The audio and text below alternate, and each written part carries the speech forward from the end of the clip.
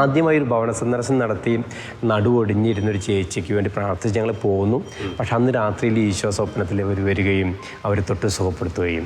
നമ്മുടെ ലൈഫിലെ ഏറ്റവും വലിയൊരു എന്താ പറയുക, ഞാൻ എൻ്റെ കൊളീഗ്സിനോട് പറയാറുണ്ട്, എനിക്ക് പക്ഷേ 1 കോടി സാലറി കിട്ടിയാലും എനിക്ക് ഈ ഒരു എക്സ്പീരിയൻസ്, അവർ പറയുന്ന ആ ഒരു എക്സ്പീരിയൻസ് അതെനിക്കൊരിക്കലും അതിൻ്റെ തുല്യമല്ല. ഈ ഒരു മിഷൻ എനിക്ക് തരുന്നൊരു ആത്മസംതൃപ്തി ഉണ്ട്. ഇതെല്ലാം നഷ്ടപ്പെടുത്തിയിട്ട് ഈശോയ്ക്ക് വേണ്ടി ജീവിക്കുമ്പോൾ അതിൽ നമുക്ക് പ്രത്യാശയുണ്ട്. എന്തായാലും മരണം ഒരു ദിവസം ഉണ്ട് എല്ലാവർക്കും, അതിൽ നമ്മൾ യാതൊരു സംശയമില്ല. അപ്പോൾ എന്തുകൊണ്ട് ദൈവത്തിന് വേണ്ടി മരിച്ചുകൂടാ? നമ്മൾ ഈ ലോകത്ത് മാത്രം പ്രത്യാശ വെച്ച് ജീവിക്കുന്നവരല്ല ക്രിസ്ത്യാനികൾ. ഒരു പുനരുത്ഥാനം നമുക്കുണ്ട്.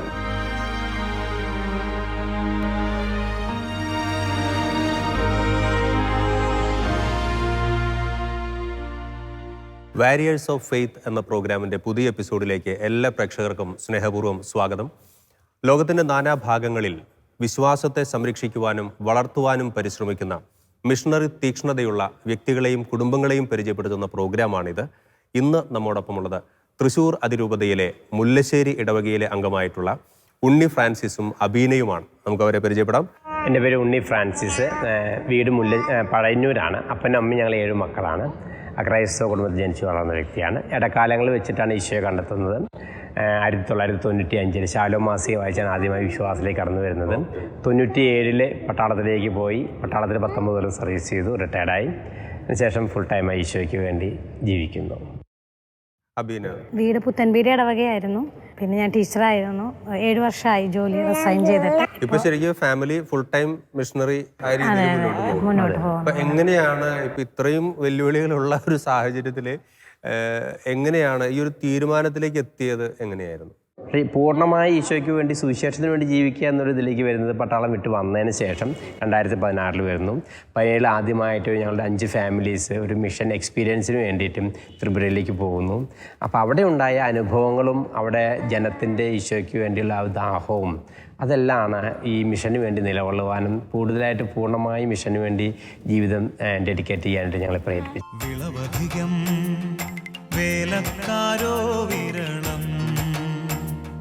വിളവിൻ്റെ നാഥ വിളവെടുക്കുവാൻ വിളവധികം വേലക്കാരോ വിരളം. വിളവിൻ്റെ നാഥ വിളവെടുക്കുവാൻ. ഇനി ഉണ്ണിച്ചേട്ടനോട് കുറച്ച് കാര്യങ്ങൾ പേഴ്സണലായിട്ട് ചോദിച്ചറിയാമെന്ന് വിചാരിക്കുകയാണ്. എങ്ങനെയാണ് വ്യക്തിപരമായിട്ട് എനിക്ക് ഈശോയെ പ്രഘോഷിക്കണം, അല്ലെങ്കിൽ ഈശോയുടെ മിഷണറി ആവുകയാണ് എൻ്റെ നിയോഗം എന്ന് വ്യക്തിപരമായിട്ടൊരു ഉറപ്പ് കിട്ടിയത്, ഒരു തീരുമാനമെടുത്തത് എങ്ങനെയായിരുന്നു? ഞാൻ ശരിക്കും പട്ടാളം വിട്ട് വരുമ്പോൾ ഞാനൊരു തീരുമാനം എടുത്തിരുന്നു. എൻ്റെ വിളി എന്താണെന്ന് എനിക്ക് തിരിച്ചറിയണം. കുറച്ച് സാക്ഷി ശുശ്രൂഷ ചെയ്യുന്നു, അവിടെ തന്നെ ഒരു മിഷണറി ആവണോ അല്ലെങ്കിൽ ഏതെങ്കിലും ഒരു മിനിസ്ട്രിയോട് ചേർന്ന് പ്രവർത്തിക്കണോ, അങ്ങനെ ചിന്തയൊക്കെ ഉണ്ടായിരുന്നു. അപ്പോൾ ഞാനൊരു 40 ദിവസം ഉപവാസത്തോടു കൂടിയാണ് പട്ടാളത്തിൽ നിന്ന് ഞാൻ പുറത്തോട്ട് വരുന്നത്. ഈ 40 ദിവസം ഉപവാസ നാളുകളിൽ ആദ്യമായിട്ട് 5 ഫാമിലീസായിട്ട് ഞങ്ങൾ ത്രിപുരയിലേക്ക് മിഷൻ പോവുകയാണ്. ആ മിഷൻ പ്രവർത്തനങ്ങളിൽ ഇപ്പോൾ ഞങ്ങളെ ശരിക്കും പറഞ്ഞു കഴിഞ്ഞാൽ 5 ഫാമിലീസിനെ ഒരു വില്ലേജിൽ കൊണ്ടാക്കുകയാണ് ചെയ്യുന്നത്. ഞങ്ങളെ കൊണ്ടാക്കിയത് ഒരു വില്ലേജിൽ ഞങ്ങളെ അക്കോമഡേറ്റ് ചെയ്യാമെന്ന് വെച്ചിരുന്ന ഫാമിലി ആ സമയത്ത് ഞങ്ങൾക്ക് അസൗകര്യം പറയുകയും ഞങ്ങൾ പെരുവഴിയിലായി തീരുകയും ചെയ്യുന്നൊരവസ്ഥയുണ്ടായി. ഞാനും വൈഫും മാത്രം. അന്ന് ഞങ്ങൾക്ക് മക്കളായിട്ടില്ല. ആ സമയത്ത് ഒരു ഫാമിലി, ഒരു പാവപ്പെട്ട ഒരു ദരിദ്ര ഒരു ഫാമിലി ഞങ്ങളെ സ്വീകരിക്കുകയും അവരോടെ ആയിരിക്കും അവരുടെ ജീവിതത്തിൽ അത്ഭുതകരമായിട്ട് ഇടപെടുകയും ചെയ്തു. അവർക്ക് 55 വയസ്സുണ്ട്. അവർക്കൊരു കുഞ്ഞിനെ കർത്താവ് നൽകി അനുഗ്രഹിച്ച ആ മിഷൻ യാത്രയുടെ ഒരു റിസൾട്ട് ശരിക്കും പറഞ്ഞു കഴിഞ്ഞാൽ അവരുടെ ജീവിതത്തിൽ അത്ഭുതം പ്രവർത്തിച്ചതാണ്. അപ്പോൾ അത് ആദ്യമായി ഒരു ഭവന സന്ദർശനം നടത്തി നടുവൊടിഞ്ഞിരുന്നൊരു ചേച്ചിക്ക് വേണ്ടി പ്രാർത്ഥിച്ച് ഞങ്ങൾ പോന്നു. പക്ഷെ അന്ന് രാത്രിയിൽ ഈശോ സ്വപ്നത്തിൽ അവർ വരികയും അവർ തൊട്ട് സുഖപ്പെടുത്തുകയും. അങ്ങനെ ഞങ്ങൾ പിറ്റേ ദിവസം ആ വില്ലേജിലെ ഒരു സ്റ്റേഷൻ പള്ളിയുണ്ട്, മലയുടെ മുകളിലാണ്. അവിടെ ഞങ്ങൾ ഒരുമിച്ച് ഗ്യാദർ ചെയ്തിരിക്കുകയാണ്. എങ്ങനെ മിഷൻ തുടങ്ങണം, ഇവരോട് ഭാഷ അറിയത്തില്ല, ഹിന്ദി മാത്രമേ അറിയത്തുള്ളൂ. അങ്ങനെ ഇരിക്കുമ്പോൾ ചേച്ചി നിലവിളിച്ചുകൊണ്ട് അവിടെ കയറി വരികയും ആ വില്ലേജിലെ എല്ലാവരും അത് കാണുകയും അങ്ങനെയാണ് സൗഖ്യത്തിൻ്റെ അനുഭവം ആ ചേച്ചി തന്നെ വെളിപ്പെടുത്തുകയും ചെയ്തപ്പോൾ പിന്നെ പിറ്റേ ദിവസം തൊട്ട് ഞങ്ങൾക്ക് മിഷൻ വളരെ ഈസിയായി.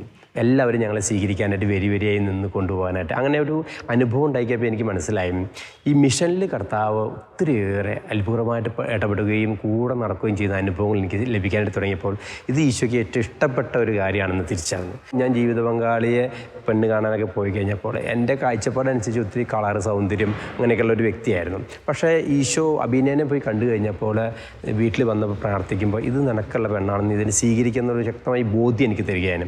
അപ്പോൾ അതിന് കാരണമായിട്ട് ഈശോ പറഞ്ഞത് അവളൊരു മിഷണറി ആണെന്നുള്ളതാണ്. വിവാഹത്തിന് മുന്നേ ജീസസ് യൂത്തിൻ്റെ 13th ബാച്ച് ഫുൾ ടൈമറായിട്ട് ഛത്തീസ്ഗഡിൽ ഒരു വർഷം മിഷൻ ചെയ്തിരുന്നു. അപ്പോൾ ഒരു മിഷണറിക്ക് കർത്താവ് ഇത്രമാത്രം വാല്യൂ കൊടുക്കുന്നു അല്ലെങ്കിൽ സ്നേഹിക്കുന്നു എന്നൊരു ബോധ്യം ജീവിത പങ്കാളിലൂടെ എനിക്ക് ലഭിച്ചതിലൂടെ ഒരു മിഷണറി ആവണമെന്നുള്ള ആഗ്രഹം എന്നിലും വരാനായിട്ട് തുടങ്ങി. പിന്നെ ഈ മിഷൻ എക്സ്പീരിയൻസും കൂടി ആയപ്പോൾ അത് കൂടുതൽ ഉറപ്പിക്കാനായിട്ട് തുടങ്ങി. മറ്റൊരു കാര്യം വെച്ച് കഴിഞ്ഞാൽ ഞങ്ങൾ ഈ 17 വർഷം ഞങ്ങൾക്ക് മക്കളില്ലായിരുന്നു.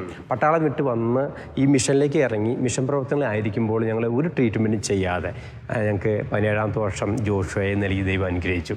ചില അനുഗ്രഹങ്ങൾ മിഷനിലൂടെയാണ് കിട്ടുന്നതെന്നും ആ മിഷന് വേണ്ടിയുള്ള പ്രത്യേക പാക്കേജ് ആണെന്നൊരു ബോധ്യം എനിക്ക് ലഭിച്ചതിലൂടെ മിഷൻ എൻ്റെ ജീവിതത്തിൻ്റെ ഒരു സ്പിരിറ്റായിട്ട് മാറി.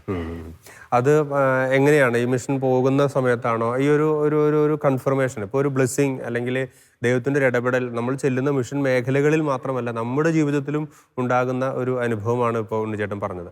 അപ്പോൾ അത് ശരിക്കും ഈ ഒരു മിഷൻ മേഖലയിലേക്ക് ഇറങ്ങിയതിൻ്റെ ഒരു ദൈവത്തിൻ്റെ സമ്മാനമാണെന്നുള്ള ഒരു ഉറപ്പ് എങ്ങനെയാണ് കിട്ടുന്നത്? അപ്പം മക്കളെ ദൈവികമാണെങ്കിൽ മാത്രം മതി, അല്ലെങ്കിൽ ആ മറ്റൊരു മാർഗത്തിലൂടെ കുഞ്ഞിന് വേണ്ട എന്നൊരു തീരുമാനം എടുത്തു. അങ്ങനെ ഞങ്ങൾ പട്ടാളം വിട്ട് വന്ന് ഒരു മിഷനിലേക്ക് ഇറങ്ങിയപ്പോൾ ഒരു ട്രീറ്റ്മെൻറ്റും ഇല്ലായിരുന്നു. കൊറോണ സമയത്ത് ഒരു ട്രീറ്റ്മെൻറ്റും ഇല്ലായിരുന്നു. ഒരു മിഷൻ പ്രവർത്തനം കഴിഞ്ഞ് വന്ന് ഞങ്ങളൊരു ടെസ്റ്റ് ചെയ്യുമ്പോഴും 3 മാസം ഓൾറെഡി അവൾ പ്രഗ്നൻ്റ് ആയിരുന്നു. അത്ഭുതകരമായിട്ട് ദൈവത്തിൻ്റെ ഇടപെടൽ കൊണ്ട് തന്നെയാണ് ആ കുഞ്ഞിന് ലഭിച്ചത്. അതും ഈ മത്തായിയുടെ സുവിശേഷം 6:33 പറയുന്നുണ്ട്, ആദ്യം അടുത്ത രാജ്യവും നീതി അന്വേഷിക്കുക, ബാക്കിയുള്ളതെല്ലാം കൂട്ടിച്ചേർക്കപ്പെടും. അപ്പോൾ മിഷൻ പ്രവർത്തനങ്ങളായിരിക്കുമ്പോൾ ലഭിക്കാത്ത ചില അനുഗ്രഹങ്ങളൊക്കെ അവാർഡുകൾ തുറക്കപ്പെടുന്നതായിട്ടും സ്വയം ബ്ലെസ്സിങ് ആയി തീരുന്ന ഞങ്ങൾ അനുഭവിക്കുന്നുണ്ട്. മാത്രമല്ല ഇപ്പോൾ പട്ടാളം വിട്ട് വന്ന് എൻ്റെ കൂടെ ജോലി ചെയ്ത് റിട്ടയർഡായ പലരും ജോലി ചെയ്യുന്നുണ്ട്. എന്നിട്ട് പോലും സാമ്പത്തിക ക്രൈസിസ് ആണ്. ഞങ്ങൾക്ക് പെൻഷൻ മാത്രമേ ഉള്ളൂ. അബീനെ ടീച്ചറായ ജോലി റിസൈൻ ചെയ്തിട്ടാണ് ഞങ്ങൾ മിഷനിലേക്ക് ഇറങ്ങുന്നത്. പക്ഷേ ഞങ്ങൾക്ക് ഇന്ന് വരെ ഒരു സാമ്പത്തിക ക്രൈസിസോ ഒരു മാരകമായിട്ട് രോഗപീഠകളോ ഇപ്പോൾ കുഞ്ഞുങ്ങളെ ശേഷം പോലും ഒരു അസ്വസ്ഥതയില്ലാതെ ദൈവത്തിൻ്റെ അത്ഭുത പരിപാലന മിഷനിൽ സ്വയം അനുഭവിക്കാൻ പറ്റുന്നുണ്ട്.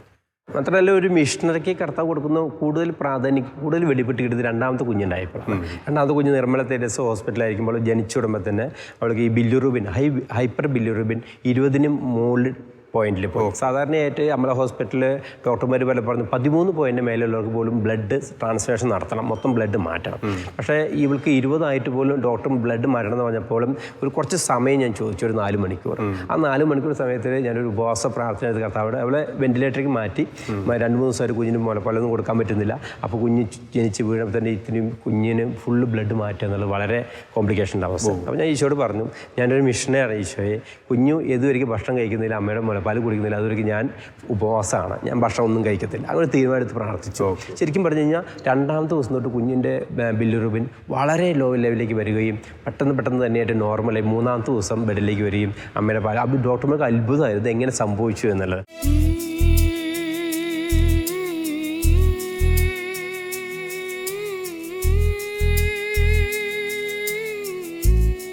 അപ്പം നമ്മുടെ ഈ കുട്ടികളുമായിട്ടുള്ള യാത്രകൾ നമുക്ക് ഒട്ടും പരിചയമില്ലാത്ത സ്ഥലങ്ങളിൽ പോയിട്ട് നമുക്ക് താമസിക്കേണ്ടി വരുന്നു. അവിടെ നമ്മുടെ മിഷൻ പ്രവർത്തനവുമായിട്ട് മുന്നോട്ട് പോകുമ്പോൾ ചിലപ്പോൾ കുട്ടികളെ മറ്റുള്ളവരെ ഏൽപ്പിക്കേണ്ടതായിട്ട് വരും. ഇങ്ങനെയൊക്കെ പോകുമ്പോൾ ഈ ഒരു കുഞ്ഞുങ്ങളുമായുള്ള യാത്രയും ഈ പരിചയമില്ലാത്ത സ്ഥലങ്ങളിലുള്ള താമസമൊക്കെ എങ്ങനെയാണ് മാനേജ് ചെയ്ത് പോകാൻ പറ്റുന്നത്? ശരിക്കും പറഞ്ഞാൽ വിവാഹത്തിന് മുന്നേ ജീസസ് യൂത്തിലേക്ക് ആയിരിക്കുമ്പോൾ എല്ലാവരും എന്നോട് പറയായിരുന്നു, വിവാഹം കഴിഞ്ഞ് കഴിഞ്ഞാൽ സ്പിരിച്വാലിറ്റി കുറയും. അപ്പോൾ അന്ന് മുതൽ എൻ്റെ ഒരു ടെൻഷനും പ്രാർത്ഥനയായിരുന്നു, ഈശോയെ വിവാഹത്തിന് ശേഷം എൻ്റെ സ്പിരിച്വാലിറ്റി വർദ്ധിക്കണം, കൂടുതൽ ഈശോയ്ക്ക് വേണ്ടി ജീവിക്കണം. അപ്പോൾ കർത്താവ് അതിനനുസരിച്ച് മിഷണറിയായ തീഷ്ണതയുള്ളൊരു ജീവിത പങ്കാളി നൽകി എൻ്റെ ജീവിതത്തെ ബലപ്പെടുത്തി. ഞങ്ങൾ ഒരുമിച്ച് ശുശ്രൂഷയും പ്രാർത്ഥനയായി. പിന്നെ അടുത്തൊരു ചോദ്യമായിരുന്നു, ഇനി മക്കളൊക്കെ ആയിക്കഴിഞ്ഞ് കഴിഞ്ഞാൽ നിങ്ങൾ നടക്കത്തില്ല, നിങ്ങൾക്ക് മക്കളില്ലാത്തതുകൊണ്ട് പല സ്ഥലങ്ങളിൽ നിന്ന് ഒരുമിച്ച് പോകുന്നൊക്കെയാണ്, പക്ഷേ കുഞ്ഞുങ്ങളൊക്കെ ആയിക്കഴിഞ്ഞാൽ ഇത് ബുദ്ധിമുട്ടായെന്ന് പലരും പറയാം. അപ്പോൾ ഞങ്ങളിപ്പോൾ അടുത്ത പ്രാർത്ഥന അങ്ങനെയായി.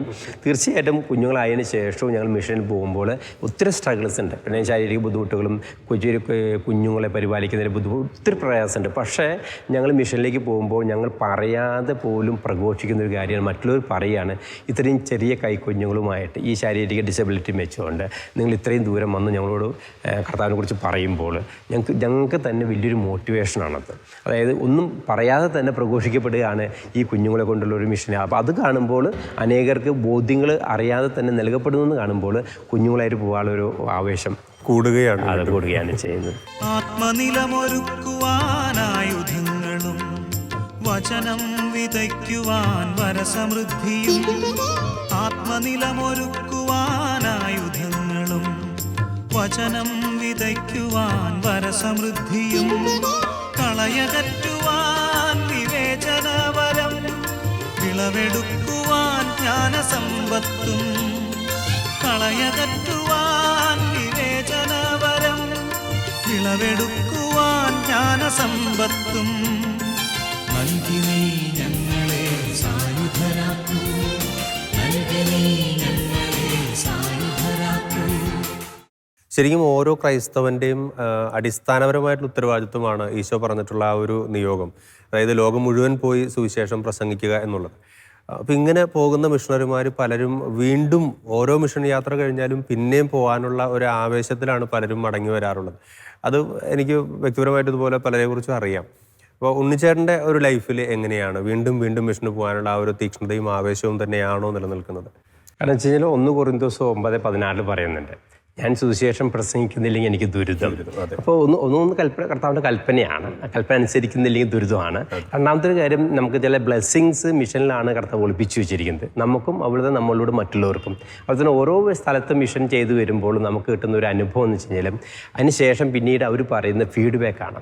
അതായത് ഞങ്ങളുടെ ജീവിതത്തിൽ നിങ്ങൾ വന്നില്ലായിരുന്നെങ്കിൽ, ഈശോയെക്കുറിച്ച് പറഞ്ഞു തന്നില്ലായിരുന്നെങ്കിൽ ഞങ്ങൾ ഇങ്ങനെ ആയി മാറില്ലായിരുന്നു എന്ന് അവർ ബ്ലെസ്ഡായി തീരുന്നതിൻ്റെ ഒരു വലിയ കാരണം അവർ സുവിശേഷം കേൾക്കുമ്പോഴാണ്. അപ്പോൾ അതിന് കർത്താവ് നമ്മൾ ഉപയോഗിക്കുന്നത് കാണുമ്പോൾ ഇനിയും ഒത്തിരി രാജ്യങ്ങളിൽ ഒത്തിരി സ്ഥലങ്ങളിൽ ഇതേപോലെ ഈശോയ്ക്ക് വേണ്ടി കാത്തിരിക്കുന്ന അനേകരുണ്ട് എന്നൊരു ബോധ്യമാണ് എത്ര പ്രയാസം ഉണ്ടായാലും വീണ്ടും വീണ്ടും മിഷൻ പോകാനൊരു ആവശ്യമായി തീരുന്നത്. ഒപ്പം തന്നെ ഈശോയ്ക്ക് ഏറ്റവും ഇഷ്ടപ്പെട്ട ഒരു കാര്യമാണെന്നുള്ള അവബോധം ഉള്ളതുകൊണ്ട് ഈശോയ്ക്ക് പ്രിയപ്പെട്ടവരായി തീരാൻ വേണ്ടിയിട്ട് ഈശോയുടെ ഇഷ്ടം നിവർത്തിക്കുന്നതിൻ്റെ ഒരു ഭാഗമായിട്ടാണ് ഓരോ മിഷനും പോകാനായിട്ടും കൂടുതൽ തീഷ്ണത വന്നുകൊണ്ടിരിക്കുന്നത്. നമ്മൾ ചെല്ലുന്ന സ്ഥലങ്ങളിൽ അവർക്ക് ഈശോയെ ലഭിക്കുന്നു, അവർക്ക് ഈശോയെ ലഭിക്കുന്നത് കാണുമ്പോഴുള്ള നമ്മുടെ സന്തോഷം അത് വീണ്ടും നമ്മെ ആവേശം കൊള്ളിക്കുകയാണ്. അതെ, അതും അതോടൊപ്പം തന്നെ ഈശോയ്ക്ക് ഇത് ഏറ്റവും ആഗ്രഹമുള്ളൊരു കാര്യമാണെന്ന് നമുക്ക് അവിടെ പോകുമ്പോൾ നമ്മൾ കൊച്ചു കൊച്ചു കാര്യങ്ങൾ പറയുമ്പോൾ പോലും അത് അതേപടി സംഭവിക്കുന്നു. ഇപ്പോൾ അരുണാചലിൽ പോയി 9 മാസം അവിടെ മഞ്ഞ് മൂടി കിടക്കുന്ന അവസ്ഥയാണ്, വെയിലില്ല. അപ്പം അങ്ങനത്തെ സംബന്ധിച്ച് ട്രൈബൽസിനെ പുറത്തോട്ട് വരിക, അങ്ങനെ ഒരു സംഭവത്തിൽ കാലത്തോട്ട് വൈകുന്നേരം വരട്ടിയിട്ട് സംബന്ധിക്കുക എന്നുള്ളത് ഇമ്പോസിബിളാണ്. പച്ചൻ പറഞ്ഞു കഴിഞ്ഞാൽ വെയിൽ വരണം. അപ്പോൾ ഈശോയെ ഈ 9 ദിവസം വെയിൽ വരണമെന്ന് പ്രാർത്ഥിക്കുമ്പോൾ 9 ദിവസം വെയിൽ വരികയാണ്. വഴി തെളിക്കുവാൻ വചനവാളെടുത്തിടാം, ഇരുളകറ്റുവാൻ എണ്ണയുള്ള വിളക്കും. വഴി തെളിക്കുവാൻ വചനവാളെടുത്തിടാം, ഇരുളകറ്റുവാൻ എണ്ണയുള്ള വിളക്കും. വിശപ്പകറ്റാൻ ദിവ്യകാരുണ്യവും, ദാഹം മാറ്റാൻ ആത്മപാനീയവും. വിശപ്പകറ്റാൻ ദിവ്യകാരുണ്യവും, ദാഹം മാറ്റാൻ ആത്മപാനീയവും. നൽകണേ നാഥ പ്രേഷിതരാകാം, നൽകണേ നാഥ പ്രേഷിതരാകാം. ഉണ്ണിച്ചേട്ടനായിട്ട് സംസാരിച്ചിരുന്ന സമയത്ത് അദ്ദേഹം ഇങ്ങനെ പറയായിരുന്നു, ജീവിത പങ്കാളിക്ക് വേണ്ടി ആഗ്രഹിച്ച് പ്രാർത്ഥിക്കുന്ന സമയത്ത് നല്ലൊരു തീക്ഷ്ണതയുള്ള വ്യക്തിക്ക് വേണ്ടി അദ്ദേഹം ഒരു മിഷണറി തീക്ഷ്ണതയുള്ള വ്യക്തിക്ക് വേണ്ടിയൊക്കെ പ്രാർത്ഥിച്ചിരുന്നു എന്ന് പറയാണ്. അബീനെ എങ്ങനെയാണ്? അബീനയും അതുപോലെ തന്നെ പ്രാർത്ഥിച്ചിരുന്നു? ഞാനിങ്ങനെ GCUത്തിൽ വന്ന ആ ഒരു സമയത്താണ് ഇങ്ങനെ മിഷനിലൊക്കെ പോകുന്നത്. അപ്പോൾ ഈ മിഷനിൽ പോയപ്പോഴാണ് എനിക്ക് മനസ്സിലായത് ഇത് ഒരു വർഷത്തിനാണല്ലോ ഫുൾ ടൈമർഷിപ്പ്, ഒരു വർഷമാണ് കമ്മിറ്റ്മെൻറ്റ്. അപ്പോൾ ഞാനിങ്ങനെ ചിന്തിച്ചിരുന്നു, ഒരു വർഷം ഇത് അവസാനിപ്പിക്കേണ്ടതല്ല, അല്ലെങ്കിൽ ആ ഒരു ടൈം പീരീഡ് അല്ല, ഇതൊരു ലൈഫ് ലോങ് ആയിട്ട് കൊണ്ടുപോകണം. അപ്പോൾ അത് കൊണ്ടുപോകണമെങ്കിൽ തന്നെ ഇതേ ഒരു ടേസ്റ്റുള്ള അല്ലെങ്കിൽ ഇതേ ഒരു സീലുള്ള ഒരാളെ നമുക്ക് കിട്ടണം. അപ്പോൾ ഞാൻ കൂടുതലായിട്ട് അതിനായിരുന്നു പ്രാർത്ഥിച്ചിരുന്നത്. വേറെ ഇങ്ങനെ ജോലി അല്ലെങ്കിൽ അങ്ങനെ അതിനുപരിയായിട്ട് ഇങ്ങനെ ഒരു മിഷൻ തീക്ഷ്ണതയുള്ള ഒരാളെ ദൈവം എനിക്ക് എന്നേക്കാൾ ഒരുപടി വിശ്വാസമുള്ള ഒരാൾ തന്നെ ആയിരിക്കണം. അഥവാ ഞാൻ കുറച്ച് ഡൗണായി പോയാലും എന്നെ ഒന്ന് പിക്ക് ചെയ്യാൻ പറ്റുന്ന ഒരാളായിരിക്കണം എന്നുള്ളൊരു പ്രാർത്ഥന ഉണ്ടായിരുന്നു. അപ്പോൾ ദൈവത്തിൻ്റെ അനുഗ്രഹം പോലെ തന്നെ ഞാൻ മാരേജിന് അങ്ങനെ പ്രിപ്പയർ അല്ലാത്ത സമയത്താണ് ഉണ്ണിച്ചേട്ടൻ്റെ പ്രപ്പോസൽ വരുന്നത്. പക്ഷേ ദൈവം അത് ഇത് തന്നെയാണ് എനിക്ക് ചേർന്ന ഇട എന്നുള്ള ആ ഒരു ഇതിൽ ദൈവം അത് ക്രമീകരിച്ചു. അപ്പോൾ അതിലൂടെ തന്നെ ഞാൻ വിവാഹശേഷം മറ്റ് സ്ഥലങ്ങളിലേക്ക് ഞാൻ ഒറ്റയ്ക്ക് പോകുമ്പോഴാണെങ്കിലും ഒന്ന് പറഞ്ഞാൽ മാത്രം മതി. ഉണ്ണിച്ചേട്ടൻ നാട്ടിലില്ലാത്ത ആർമിയിലിരുന്ന സമയത്തൊക്കെ ഞാൻ ഒറീസയിൽ പോയായിരുന്നു, ജാർഖണ്ഡ്, അവിടെയൊക്കെ ഇങ്ങനെ GCUത്തിൻ്റെ പല മിഷനുകൾക്കും പോകുമ്പോൾ ജസ്റ്റ് എനിക്കൊരു അങ്ങനെ ഒരു പെർമിഷൻ എടുക്കേണ്ട കാര്യമൊന്നുമില്ല. ഞാൻ പോവാണ്, അവരിങ്ങനെ പോകാനായിട്ട് പറഞ്ഞിട്ടുണ്ട്, പൊക്കോ, അതിനെന്താ പോയിട്ട് വായോ. അപ്പോൾ അങ്ങനെ നമ്മൾ ലീവ് എടുത്ത് അതിൻ്റെ ഇടയിൽ പോകുമായിരുന്നു. അപ്പോൾ അത് ശരിക്കും അത് നമ്മുടെ ഡ്യൂട്ടിയാണ് അല്ലെങ്കിൽ നമ്മുടെ ചുമതലയാണ് എന്നുള്ളൊരു ഉറപ്പ്. തീർച്ചയായിട്ടും അത് ഒരു ടൈം പീരീഡിലുള്ളതല്ല. ഒരു മിഷൻ എന്ന് പറയുന്നത് ഒരു ടൈം പീരീഡ് അല്ല, അത് നമ്മുടെ ലൈഫ് ലോങ് ആണ്. അപ്പോൾ ആ ഒരു എക്സ്പീരിയൻസ് എനിക്ക് കിട്ടിയത് കൊണ്ട് തന്നെ എൻ്റെ ഒരു ആഗ്രഹം എൻ്റെ ജീവിത പങ്കാളിയും അതുപോലെ ഒരു ലൈഫ് ലോങ് അങ്ങനെ ഒരു ടൈം പീരീഡിനുള്ളിൽ ഒതുക്കേണ്ടതല്ല മിഷൻ എന്നൊരു ബോധ്യം എനിക്ക് ഉണ്ടായിരുന്നു. ഇപ്പൊ മക്കളാണെങ്കിലും രണ്ടുപേരും നല്ല ഒരു തീക്ഷ്ണതയുള്ള ആളുകളാണ്, നിങ്ങൾ രണ്ടുപേരും ഒരു തീക്ഷ്ണതയുള്ള മിഷണറിമാര്. അപ്പൊ ശരിക്കും ഒരു മിഷണറി കുടുംബം എന്നുള്ള രീതിയിൽ മുന്നോട്ട് പോയിക്കൊണ്ടിരിക്കുകയാണ്. ദൈവം ഇപ്പോൾ ഉണ്ണിച്ചേട്ടൻ പറഞ്ഞാലോ, ഞങ്ങൾക്ക് 15 വർഷം ശേഷമാണ് മക്കളുണ്ട്. അത് ശരിക്കും ദൈവം ഞങ്ങൾക്ക് അറിഞ്ഞു തന്നതാണ്. ഒരു പക്ഷേ വിവാഹം കഴിഞ്ഞ നാളുകളിലാണ് ഉണ്ടാവുന്നതെങ്കിൽ ഒരു പക്ഷേ ഞങ്ങൾ ഇങ്ങനെ ഒരു ഡ്രൈവ് ഉണ്ടാവില്ല, ഒരു മിഷനിലേക്ക് ഇത്രയൊരു ഡ്രൈവ് ഉണ്ടാവില്ല. അപ്പോൾ അതുകൊണ്ട് തന്നെ ഞങ്ങളുടെ ആഗ്രഹം അവരും ഈ ഒരു മിഷൻ കണ്ടു പഠിക്കണം, മിഷണറി അച്ഛന്മാരെ കാണണം. അത് അത്രമാത്രം മിഷന് വേണ്ടി എഫേർട്ട് ഇടുന്ന അച്ഛന്മാർ, സിസ്റ്റേഴ്സ്, ആത്മാർ അവരൊക്കെ കണ്ട് അവർ പഠിക്കണം. അപ്പോൾ അതുകൊണ്ട് തന്നെ അവരെല്ലാ യാത്രയിലും നമുക്ക് സഫറിങ് ആണ് യാത്രയിൽ പിള്ളേരെ കൊണ്ടുപോകുക എന്നുള്ളത്. പക്ഷേ അവരത് പഠിക്കണം എന്നുള്ള ഒരു ഉദ്ദേശത്തോടു കൂടി തന്നെ അവരെ ചെറുപ്പത്തിൽ കൊണ്ടുപോകും. അപ്പോൾ അവനാണെങ്കിലും ഇവരെ കുട്ടികളെ കൊണ്ടുപോകുമ്പോൾ, ഇത്രയും ചെറിയ കുട്ടികളെ കൊണ്ടുപോകുമ്പോൾ ശരിക്കും അമ്മമാരാണ് കൂടുതൽ ഒരു ടെൻഷൻ അനുഭവിക്കേണ്ടി വരിക. എന്തെങ്കിലും അസുഖങ്ങൾ വന്നാലും അല്ലെങ്കിൽ ഇവർ വിശന്ന് കരഞ്ഞാലും ഇവരുടെ കെയറിങ്, ഇവർക്കുള്ള വസ്ത്രങ്ങൾ കൊണ്ടുപോകുന്നത് ഒക്കെ അമ്മമാരുടെ ഒരു ശ്രദ്ധയാണ്, ഒരു ഡ്യൂട്ടിയാണ്. അപ്പോൾ അത് കൂടുതലൊരു ഭാരവും, അല്ലെങ്കിൽ ഭാരമല്ല, ഇതിന്റെ ഒരു ചുമതലയും ഉത്തരവാദിത്വവും ഒക്കെ കൂടുതൽ വന്നിട്ടുണ്ടാവുക അഭിനയിക്കാണ്. എങ്ങനെയാണ് ഇതിലൂടെ മുന്നോട്ട്? അത് എന്നെ സംബന്ധിച്ച് ഇപ്പോൾ ഞങ്ങളൊരു ഡ്രസ്സ് പാക്ക് ചെയ്യുന്ന പറഞ്ഞാൽ എനിക്ക് എടുത്തു വെക്കുന്നുണ്ടോ, പാക്കിംഗ് എല്ലാം ഉണ്ണിച്ചേട്ടനാണ്. അത് ഞാൻ എങ്ങനെ ചെയ്താലും അത് ശരിയാവില്ല. ഉണ്ണിച്ചേട്ടൻ ഞാൻ ഇപ്പോൾ അവർക്ക് വേണ്ട ഡ്രസ്സെല്ലാം ഇങ്ങനെ എടുത്തു വെക്കും, ഉണ്ണിച്ചേട്ടൻ അത് പാക്ക് ചെയ്യും. അപ്പോൾ എനിക്കറിയാം അവർക്ക് ഇന്ന ഡ്രസ്സ് വേണമെന്ന്. പക്ഷെ ആ ഡ്രസ്സ് എവിടെ വെച്ചു എന്നുള്ളത് എനിക്ക് ഓർമ്മ കിട്ടില്ല. അപ്പോൾ അത് ഞാൻ ഉണ്ണിച്ചേട്ടൻ ചോദിക്കും, പിന്നെ ഡ്രസ്സ് എവിടെ വെച്ചു, അല്ലെങ്കിൽ സോക്സ് എവിടെ വെച്ചു, അങ്ങനെ അതെല്ലാം ചോദിക്കും. പിന്നെയെന്ന് പറഞ്ഞാൽ പിന്നത്തെ ഒരു എന്ന് പറഞ്ഞാൽ അവരിങ്ങനെ അഡോപ്റ്റഡ് ആണ്. ഇപ്പോൾ ഞങ്ങൾ കഴിഞ്ഞ മാസങ്ങളിൽ ഞങ്ങൾ അരുണാചലിലായിരുന്നു. അപ്പോൾ അവള് 3.5 അവൾക്ക് 9 മാസം ഇപ്പോൾ. അപ്പോൾ ഇപ്പോൾ അവൾ കരഞ്ഞാൽ തന്നെ, സാധാരണ ചിലപ്പോൾ നമ്മൾ പോകുമ്പോൾ നമ്മുടെ കൂടെ ആരെങ്കിലുമൊക്കെ ഹെൽപ്പിന് ഉണ്ടാവാറുണ്ട്. അപ്പോൾ അവൾ കരഞ്ഞാൽ തന്നെ അവിടുത്തെ ആരെങ്കിലും വന്ന് എടുക്കും. അപ്പോൾ സാധാരണ ചിലപ്പോൾ അവൾ പോവാറില്ല, പക്ഷെ അവൾ പോകും, അവരിങ്ങനെ ബാക്കിൽ കെട്ടിയെടുത്താൽ അവൾക്ക് പ്രശ്നമില്ല. അപ്പോൾ നമ്മൾ അവരുടെ അടുത്ത് സംസാരിക്കുമ്പോഴോ അല്ലെങ്കിൽ നമ്മളൊരു ആരാധന ചെയ്യുമ്പോഴോ ഒക്കെ അവർ ടേക്ക് കെയർ ചെയ്യും അവളെ. അപ്പോൾ അവളും ഹാപ്പിയാണ്, നമുക്കും അത് കാണുമ്പോൾ ഭയങ്കര സന്തോഷമാണ്, അവർക്ക് ഭയങ്കര സന്തോഷമാണ്. നമ്മൾ നാട്ടിൽ നിന്നുള്ള മിഷണറിമാരുടെ അവരങ്ങനെയാണ് നമ്മളെ കാണുന്നത്, ദൈവത്തിന് തുല്യമാണ്. അപ്പോൾ നമ്മുടെ കുഞ്ഞുങ്ങൾ എന്ന് പറഞ്ഞാൽ നമ്മളൊരു പക്ഷേ അത്ര സീരിയസ് ആയി എടുക്കില്ല. അവരിങ്ങനെ ഇടയ്ക്കിടയ്ക്ക് കുഞ്ഞുങ്ങളെ കൊണ്ടൊക്കെ അവരെ തലയിൽ കൈവച്ച് പ്രാർത്ഥിക്കും. അപ്പോൾ അവർ പറയും, ഇത്രയും വർഷം നിങ്ങൾ പ്രാർത്ഥിച്ചൊരുങ്ങിണ്ടായി കുഞ്ഞുങ്ങളല്ലേ. അപ്പോൾ അത്രയും അവർ കുട്ടികളെ കെയർ ചെയ്യുമ്പോൾ നമുക്ക് സന്തോഷമാണ്. അവരാണെങ്കിലും പിള്ളേരൊക്കെ ആയിട്ട് മിങ്കിൾ ചെയ്യും. അങ്ങനത്തെ ഒരു അസുഖങ്ങളോ ഇപ്പം നമ്മൾ മിക്കവാറും മരുന്നൊക്കെ നമ്മൾ കൈപ്പിടിക്കും, പക്ഷെ വളരെ റയറാണ് അവർക്ക് മിഷനിൽ അസുഖം വരിക എന്നുള്ളത്. വളരെ റയറായിട്ട് വരാം. പ്രത്യേകിച്ച് ഈ കാലാവസ്ഥ മാറുന്നു, അതുപോലെ തന്നെ പല ഭക്ഷണം മാറി കഴിക്കുന്നു, വെള്ളം മാറി, അപ്പം ഇതൊക്കെ കുട്ടികൾക്ക് ഒരുപാട് പ്രശ്നമുണ്ടാകാൻ സാധ്യതയുള്ളതാണ്. തീർച്ചയായിട്ടും. പക്ഷെ വളരെ റയറാണ്. എനിക്ക് തോന്നുന്നു മരുന്ന് എല്ലാ പ്രാവശ്യവും ഞങ്ങൾ കൈപിടിക്കാറുണ്ട്. ഇപ്പം ഞങ്ങൾ അരുണാചൽ പ്രദേശ് പോയി, നമുക്ക് ഒരു മെഡിസിനും അവിടെ നല്ല 4+4 ഡിഗ്രിയാണ് അവിടെ. അപ്പം ഞങ്ങളൊക്കെ തണുപ്പത്തിരിക്കുമ്പോൾ അവിടുത്തെ കുട്ടികൾക്ക് ഈവൻ ജലദോഷം വന്നിട്ട്, അപ്പം ഇവൻ അവരെ കൂടെ കളിക്കും അവിടെ പോയി. അപ്പം നമുക്കൊരു ഇതാണല്ലോ, സാധാരണ ജലദോഷം ഒരു കുട്ടിയുടെ കൂടെ, പക്ഷെ അവനിതുവരെ ഇവിടെ നാട്ടിൽ വന്നപ്പോഴാണ് ഇപ്പം ജലദോഷം വന്നത് അവർക്ക്. അതല്ലാതെ അവിടുത്തെ ഒരു ക്ലൈമറ്റിൽ ഇതുവരെ അങ്ങനെ ഭക്ഷണം കഴിക്കാൻ കുറച്ചൊരു ബുദ്ധിമുട്ടൊക്കെ അവർ ആദ്യത്തിൽ വരും, കാരണം ഭക്ഷണം മാറും, അരിയൊക്കെ വ്യത്യാസം ഉണ്ടല്ലോ. പക്ഷെ എന്നാലും അവർ കഴിക്കും, അവരാരോഗ്യമാണ്. അപ്പം ഞാൻ ഡോക്ടറെ അടുത്ത് പറയുമ്പോൾ ഡോക്ടർ പറയാം, ഇത്ര യാത്ര ചെയ്തിട്ടും അല്ലെങ്കിൽ ഇത്രയും വെള്ളം മാറുക, ഭക്ഷണം മാറിയിട്ടും കുട്ടികൾ ആരോഗ്യത്തോടെ ഇരിക്കുന്നുണ്ടല്ലോ, അതാണ് ഏറ്റവും വലിയ ദൈവാനുഗ്രഹം, അവർക്ക് വേറെ അസുഖങ്ങളില്ലാത്തത്. അപ്പം അത് തന്നെ ദൈവത്തിൻ്റെ വലിയ പരിപാലനയുടെ ഭാഗമാണ് ഞാൻ വിശ്വസിക്കുന്നത്. അപ്പം അബീന സ്കൂളിൽ പഠിപ്പിച്ചുകൊണ്ടിരിക്കുന്ന സമയത്താണ് ഫാമിലി ആയിട്ട് ഫുൾ ടൈം മിഷൻ എന്നുള്ള രീതിയിൽ ഇറങ്ങാനായിട്ട് തീരുമാനിക്കുന്നത്. അപ്പോൾ ആ ഒരു തീരുമാനം എടുത്ത സമയത്ത്, ജോലി റിസൈൻ ചെയ്യുമ്പോഴൊക്കെ മറ്റുള്ളവരുടെയൊക്കെ ഒരു പ്രതികരണം എങ്ങനെയായിരുന്നു? നമ്മുടെ സഹപ്രവർത്തകരുടെയും ബന്ധുക്കളുടെയും അതുപോലെ തന്നെ ഈ ഒരു തീരുമാനം എടുക്കാനുള്ള ഒരു ഉറപ്പ് കിട്ടിയത് എങ്ങനെ? ഞാൻ ആദ്യം പഠിച്ചത് എഞ്ചിനീയറിംഗ് ആയിരുന്നു. അവിടെ നിന്നാണ് ഞാൻ ടീച്ചിങ് പ്രൊഫഷനിലേക്ക് പോകുന്നത്. ആ പ്രൊഫഷൻ ഞാൻ തിരഞ്ഞെടുക്കാൻ തന്നെ കാരണം ഒത്തിരി കുട്ടികളെ നമുക്ക് ബിൽഡ് ചെയ്യണം, അവരുടെ ക്യാരക്ടർ. ആ ഒരു ഭയങ്കര ഒരു പാഷനായിട്ടാണ് ഞാൻ ഹിന്ദി പഠിക്കുന്നത് തന്നെ. ഹിന്ദി BEd ആണ് ഞാൻ ചെയ്തത്. അപ്പോൾ ഞാൻ എൻ്റെ കോളേജിൽ ഞങ്ങൾക്കിങ്ങനെ 2 കോളേജ്, കേരളത്തിൽ 2 കോളേജാണുള്ളത്. അതിൽ 2 സബ്ജക്റ്റിൽ ഞാൻ ടോപ്പറായിരുന്നു, സൈക്കോളജിയും വേറൊരു സബ്ജക്റ്റ്. അപ്പോൾ ഇത് രണ്ടും, അപ്പോൾ എന്നെക്കുറിച്ച് അവരൊക്കെ പറയും എപ്പോഴും, എനിക്ക് എന്നെ തന്നെ അങ്ങനെയായിരുന്നു, ഞാൻ നല്ലൊരു പൊസിഷനിലെത്തണം, അല്ലെങ്കിൽ നല്ലൊരു ഡെസിഗ്നേഷനുള്ള നല്ലൊരു എന്താ പറയുക, നമ്മൾ നാട്ടുമ്പുറത്തെ ഭാഷ പറഞ്ഞ പച്ചമഷിയോട് ഒരു ലെറ്റർ ഒരു ഒപ്പൊക്കെ ഇട്ട് ഇറങ്ങണം, അതൊക്കെ എൻ്റെ ഒരു ഡ്രീമായിരുന്നു. അപ്പോൾ എന്തായാലും മിഷന് പോയിട്ട് വന്നിട്ട് അടുത്തൊരു ഇതെടുക്കാമെന്നുള്ളൊരു തീരുമാനത്തിൽ തന്നെയായിരുന്നു. പക്ഷെ മിഷനിൽ ചെന്ന് കണ്ടപ്പോൾ ഞാൻ പറഞ്ഞല്ലോ, എൻ്റെ ഒരു ഫുൾ ടൈമർഷിപ്പിൽ ഉണ്ടായിരുന്ന ആ ഒരു മിഷൻ ഡ്രൈവിനായിട്ട് കൂടുതലാണ് ഇവിടെയുള്ളവർ ഞാൻ കണ്ടത്.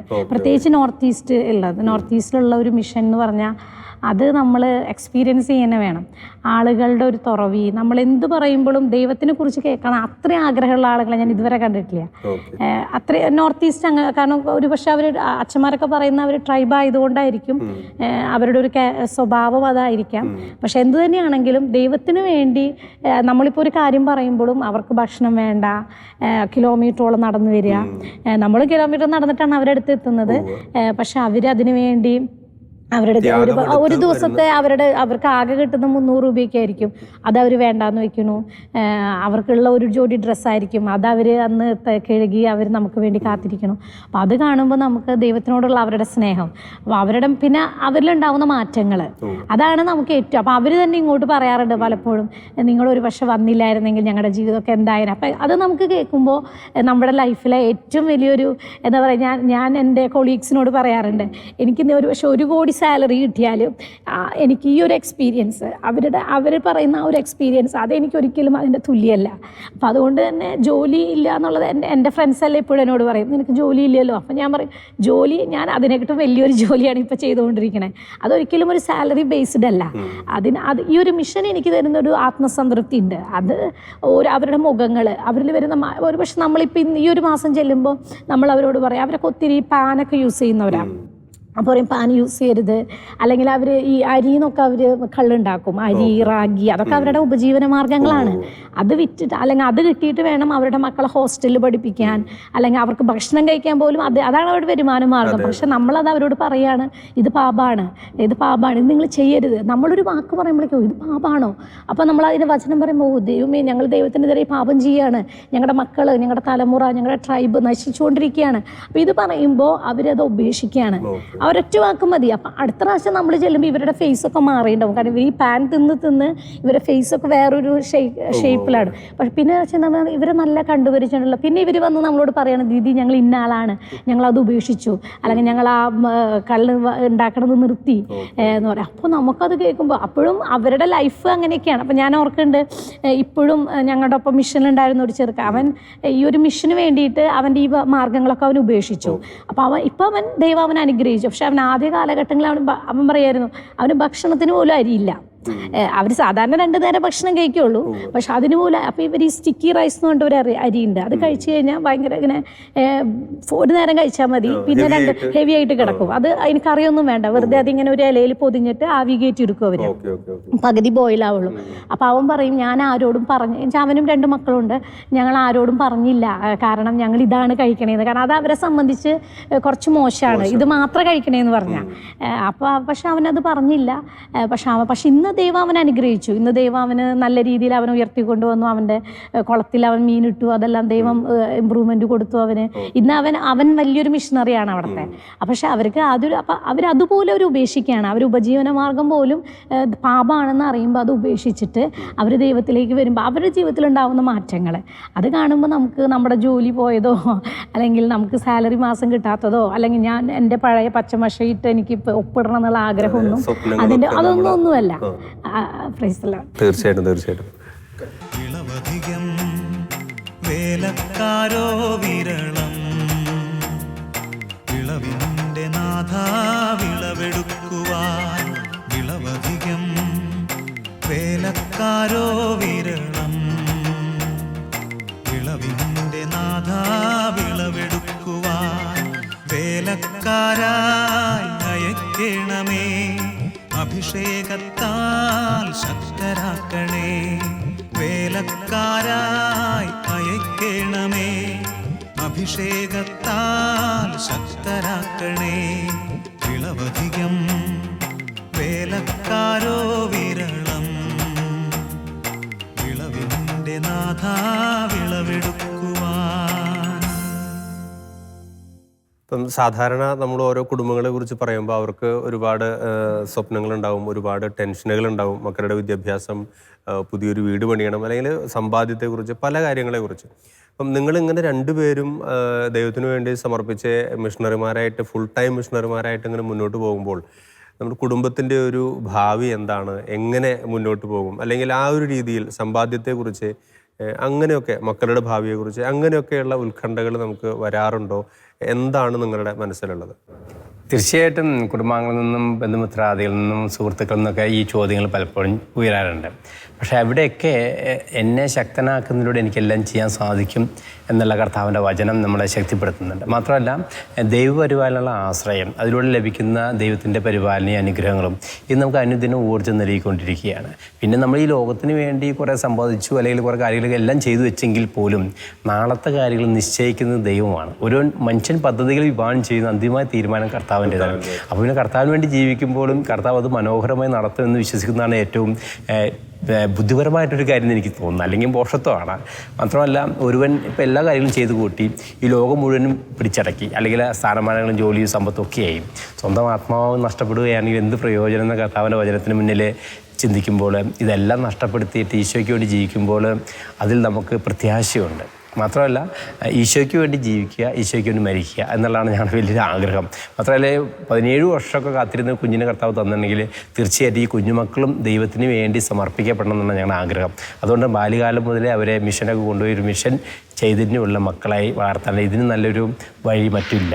പഠിപ്പിക്കുന്നതൊക്കെ ഉപരിയാണ് അവരെ കണ്ടുപഠിക്കുന്നത്. അവർ എവിടെ പോയാലും ഇപ്പോൾ ജോഷോ 2 വയസ്സ് കഴിഞ്ഞിട്ടേ ഉള്ളൂ.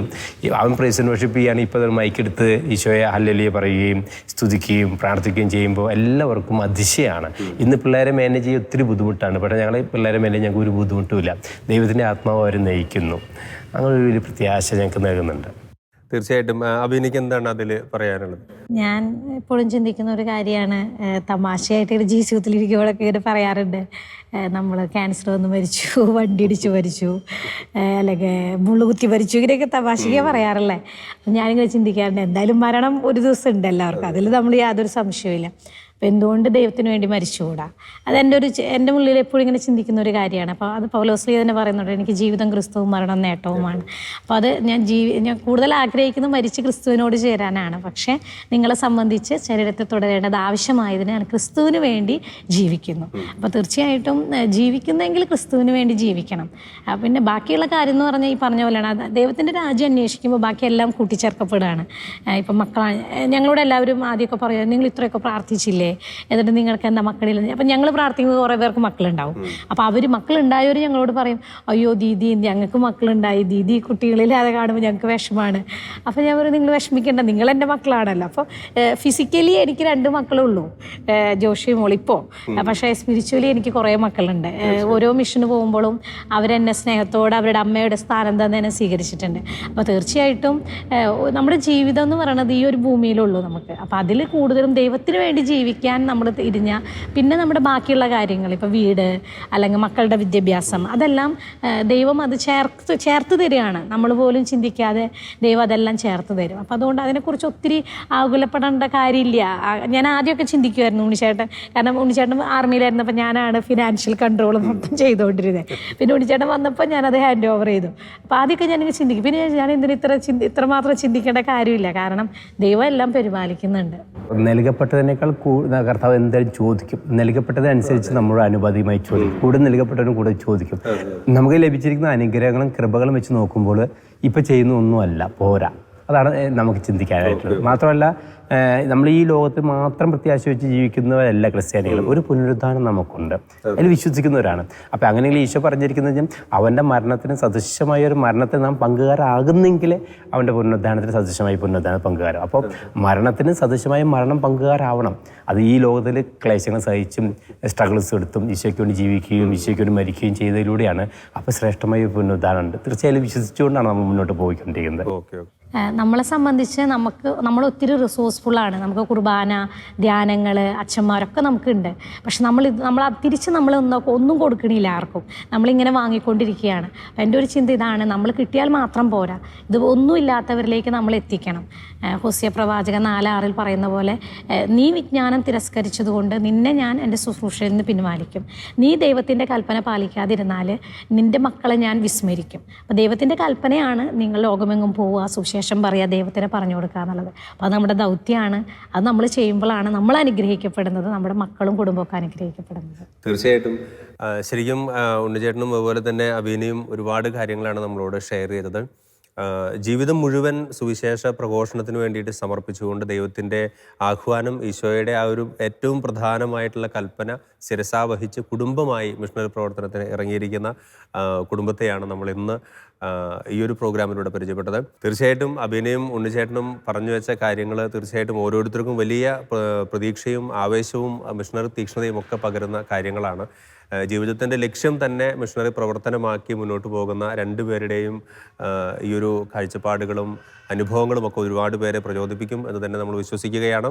വീണ്ടും ശക്തമായ തീക്ഷ്ണതയോടെ മുന്നേറുന്ന മിഷണറി കുടുംബാംഗങ്ങളുമായി അടുത്ത എപ്പിസോഡിൽ കണ്ടുമുട്ടാം. നമസ്കാരം.